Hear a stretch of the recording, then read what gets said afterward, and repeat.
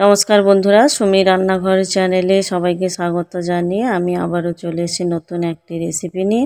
আজকের রেসিপি হলো নিরামিষ অমলেট রেসিপি।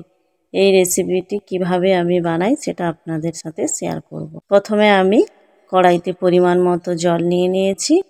এরপরে দুটো মিডিয়াম সাইজের আলু হাফ করে কেটে ভালো করে ধুয়ে নিয়েছি, ওইগুলো দিয়ে দেব।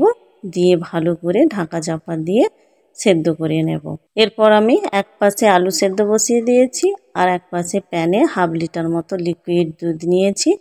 দুধটা ভালো করে গরম করে নেব। গরম হয়ে গেলে এভাবে ফুটে উঠলেই দিয়ে দেব 2 টেবিল চামচ পাতিলেবুর রস। পাতিলেবুর রসটা দিয়ে আবারও আমি 1 থেকে 2 মিনিট মতো দুধটা জাল করে নেব। জাল হয়ে গেলে যে দেখুন ছানা কেটে যাবে। ছানা আমার প্রায় কেটে এসছে, আর একটু ফুটিয়ে ছানাটা শক্ত করে নেব। ওই যে দেখুন, এরপরে আমি ছাঁকুনিতে ছানাগুলো ছেঁকে নেব, ছেঁকে ঠান্ডা করে নেব। এরপরে এক পাশে যে আলু সেদ্ধ বসিয়ে দিয়েছিলাম ওইগুলো দেখে নেব আলুগুলো সেদ্ধ হয়েছে কিনা। এই যে দেখুন আলুগুলো আমার সেদ্ধ হয়ে গেছে। এরপর আলুগুলো তুলে ঠান্ডা করে খোসা ছাড়িয়ে ম্যাশ করে নেব। এরপর কড়াইতে দিয়ে দেব পরিমাণ মতো সরষের তেল। সরষের তেল গরম হয়ে গেলে দিয়ে দেব হাফ চামচ গোটা জিরে, সামান্য হিং, আর দেব 2টো কাঁচা লঙ্কা কুচি করে রেখেছিলাম, ওইগুলো দিয়ে দেব। দিয়ে ভালো করে নেড়ে ভেজে নেব। মশলা থেকে ভাজা গন্ধ বেরোলে দিয়ে দেব 1 চামচ গ্রেট করে রাখা আদা। আদাগুলো দিয়ে আমি ভালো করে কষিয়ে নেব। আদাগুলো কষানো হয়ে গেলে দিয়ে দেব একটা মিডিয়াম সাইজের টমেটো কুচি করে রেখেছিলাম, ওইগুলো দিয়ে দেব। টমেটো কুচি দিয়ে আবারও আমি ভালো করে কষিয়ে নেব 1 মিনিট মতো। টমেটোটা কষানো হয়ে গেলে দিয়ে দেব ম্যাশ করে রাখা আলু। আলুগুলো দিয়ে আমি 1 থেকে 2 মিনিট মতো কষিয়ে নেব। এখানে গ্যাসের আঁচটা কিন্তু একদম লোতে রেখে মশলাগুলো কষাবো। আলুটা কষানো হয়ে গেলে দিয়ে দেব যে ছাঁকুনিতে ছেঁকে রেখেছিলাম ছানাগুলো, ওই ছানাগুলো দিয়ে দেব। ছানাগুলো দিয়ে খুন্তি দিয়ে ভালো করে আলু আর ছানাটা কষিয়ে নেব 1 থেকে 2 মিনিট মতো। এখানে আমি ছানা নিয়েছি, আপনারা চাইলে পনিরও গ্রেট করে নিতে পারেন। এই যে দেখুন আমি 2 মিনিট মতো এভাবে ভালো করে লো ফ্লেমে ছানার আলুটা কষিয়ে নিয়েছি।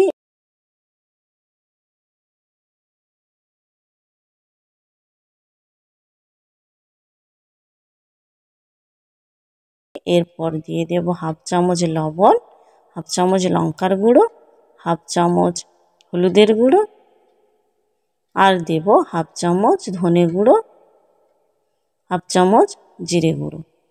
গুঁড়ো মশলাগুলো দিয়ে ভালো করে আবারও আমি 1 মিনিট মতো লো ফ্লেমে কষিয়ে পুরটা তৈরি করে নেব।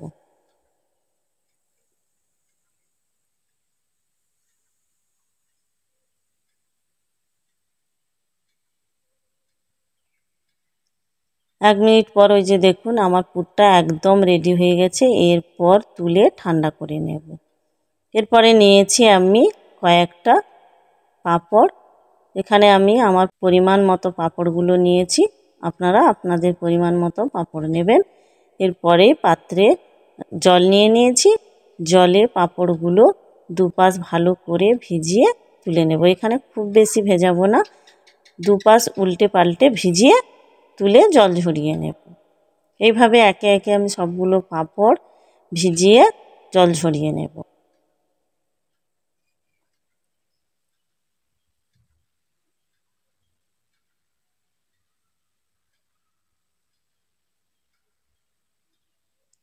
এরপরে ভেজানো পাঁপড়গুলোতে দিয়ে দেব মাঝ বরাবর ওই যে পুরটা ঠান্ডা করতে দিয়েছিলাম ওই পুরগুলো। মাঝখানে পুরটা দেব। এখানে আমি 2 টেবিল চামচ পুর দিলাম। পুরটা দিয়ে দুই পাশ ভালো করে ভাঁজ করে নেব। এই যে এক পাশ এভাবে আঙুল দিয়ে চেপে চেপে ভাঁজ করে নেব। এক পাশ ভাঁজ হয়ে গেলে আর এক পাশও আঙুল দিয়ে এভাবে ভাঁজ করে নেব। নিয়ে নিচের দিকে একটা ভাঁজ করব এভাবে,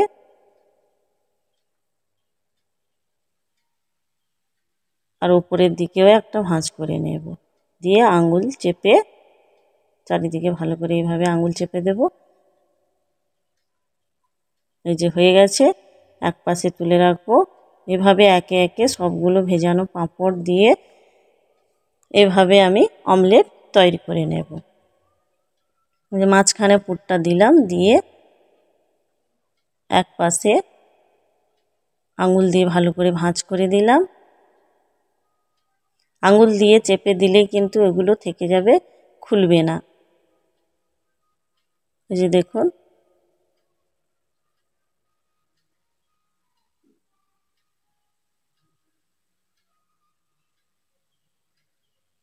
এইভাবে একে একে আমি সবগুলো অমলেট তৈরি করে নেব।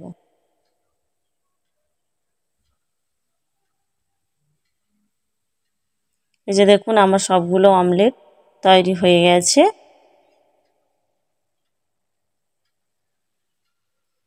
এরপরে কড়াই বসিয়ে কড়াইতে দিয়ে দেব সাদা তেল। এখানে খুব বেশি সাদা তেল আমি দেব না, আর এখানে আমি সাদা তেল নিয়েছি, আপনারা চাইলে সরষের তেলেও অমলেটগুলো ভেজে নিতে পারেন। এরপর সাদা তেল গরম হয়ে গেলে দিয়ে দেব অমলেটগুলো। এখানে প্রথমে আমি অল্প করে অমলেট দিয়ে ভাজবো। প্রথমে আমি এখানে 4টে মতন অমলেট নিয়েছি। অমলেটগুলো দিয়ে হালকা লাল করে ভেজে নেব। এক পাশ ভাজা হয়ে গেলে আর এক পাশও হালকা লাল করে ভেজে নেব। এখানে খুব বেশি অমলেটগুলো আমি ভাজবো না। এই যে দেখুন, এক পাশ আমার ভাজা হয়ে গেছে, উল্টে আর এক পাশও ভেজে নেব। এখানে খুব সাবধানে আস্তে আস্তে অমলেটগুলো উল্টে ভেজে নিতে হবে।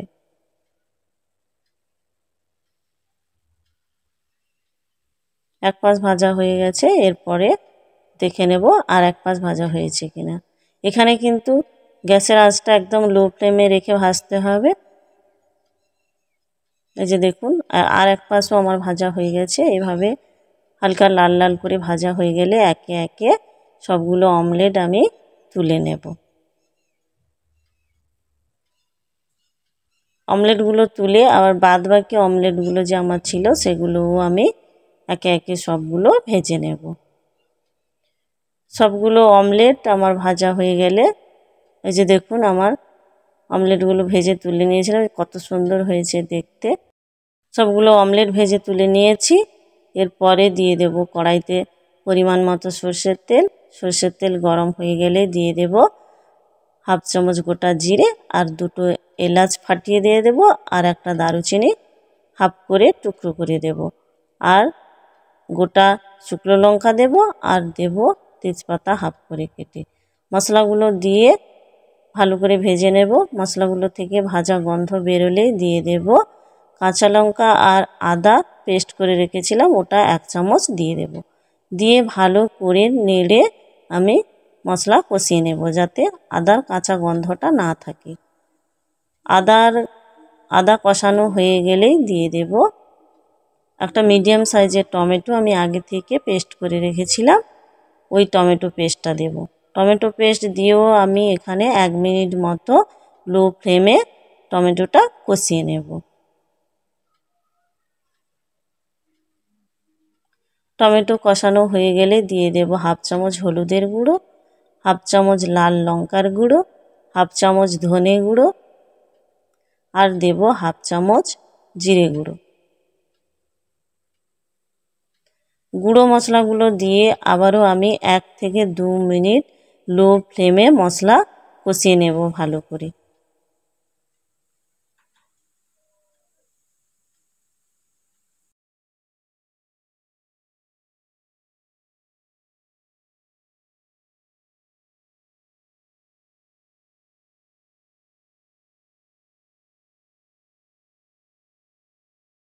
মশলা কষানো হয়ে গেলেই দিয়ে দেব পরিমাণ মতো গরম জল।